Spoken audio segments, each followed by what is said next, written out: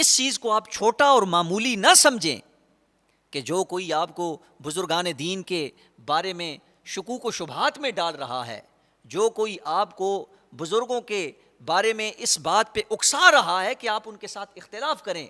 میں یہ نہیں کہہ رہا کہ علمی اختلاف نہیں ہونا چاہیے، جزیات کے اندر جو ہے وہ اختلاف ہو سکتا ہے، لیکن عقائد کے معاملے میں اختلاف نہیں ہو سکتا.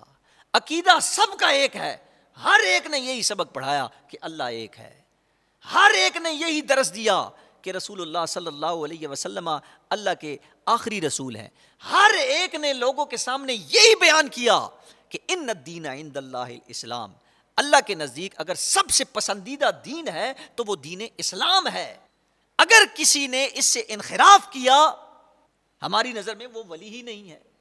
امام اعظم ابو حنیفہ سے ان کے شاگردوں نے اختلاف کیا، امام بخاری صاحب سے ان کے شاگردوں نے اختلاف کیا، بہت سارے بزرگ ہیں ان سے علمی اختلاف ہوا، لیکن آپ یاد رکھیں انہوں نے علمی اختلاف ضرور کیا لیکن ادب کو ملحوظ خاطر رکھا. اگر ادب نہیں ہے تو پھر آپ کو یہ بے ادبی ایک دن بغاوت پہ مجبور کر دے گی. بزرگوں کے بے ادب اور بزرگوں کے گستاخ آپ نہ بنیں. اگر آپ بزرگوں کے بے ادب اور بزرگوں کے گستاخ بن گئے آپ کی دنیا بھی تباہ و برباد ہو جائے گی اور آخرت بھی تباہ و برباد ہو جائے گی.